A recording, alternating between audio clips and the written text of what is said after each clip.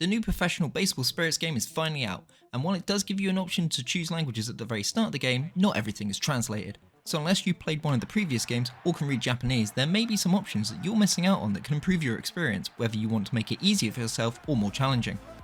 Now, while the first thing is really obvious, I'd highly recommend playing through everything in the tutorial. This will quickly get you up to speed, mainly because if you're coming from MLB The Show, there's quite a few differences in which buttons do what. So if you have years of muscle memory like I do, you kinda need to get those out of your system. It's also a really quick way of getting some VP. You can use these points to buy things for your star player, buy extra stadiums and historical players. If you're still unsure what does what or you've forgotten, you can always go to the last option in the settings. This is a 9-page manual that's in full English, and while it doesn't cover every single thing in the game, it does explain all of the actual gameplay mechanics.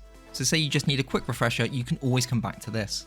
After that though, there are a few different settings that you can change depending on how you want to play the game. Usually for most modes, there's two settings you can change, your user profile settings and the match settings. The user settings is where you'll find most of the things you'll want to change if you want to make the game easier or harder for yourself. This can include minor things such as changing the camera angles, all the way to things like the ball speed, what type of batting icon you get, and how you pitch. If there's anything you want to change for when you're batting, then you need to select the third option from the top. The first option here allows you to choose between a regular PCI or zone hitting. The regular PCI allows you to move the indicator anywhere on the screen to try and hit the ball where it's thrown. Zone hitting, on the other hand, you just have to press a button and the computer will try and make the best contact it can. The next option down is the assist level. There's 7 levels to choose from. No assist whatsoever, assist levels 1 through 5, and then a version that adapts to how you play.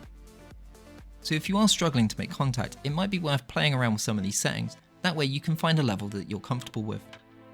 The last option will change the strike zone. The first option will show you everything, which will include the strike zone border, where the last pitches were, and also your hot and cold zones. If you don't want all that information but you still want the strike zone up, then you can choose the next one, which will only show you the border. If you want a sort of reverse version of that, you can always choose the third option. This will give you pitch history, but it won't give you the strike zone border, and it also won't show you the hot and cold zones. Finally, if you just don't want anything whatsoever, you can always choose the last option, which will turn everything off. Keep in mind though, whichever version of the strike zone you choose, it's still going to show you where the pitch is going to land. If you want to turn off any of the pitching predictions, then you need to go to the settings found under COM.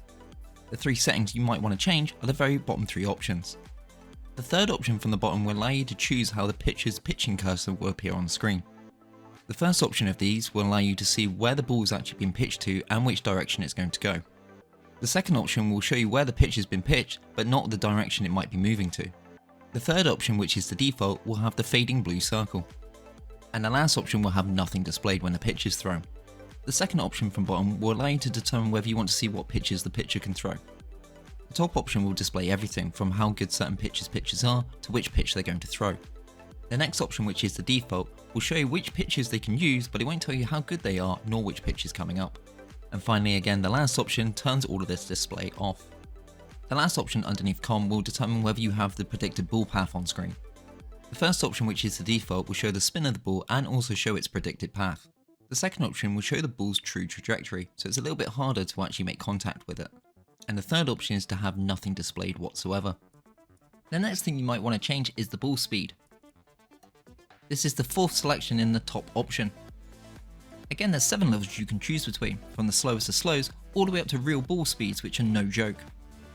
For example, this one pitch is thrown at 144 km an hour, yet, as you can see, with the 3 different ball speeds, it really does make a massive difference.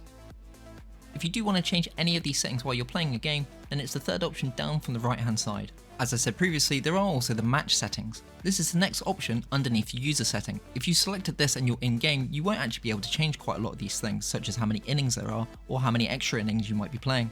But one setting you can change, which is usually one of the first things that are highlighted, is what type of ball will be used.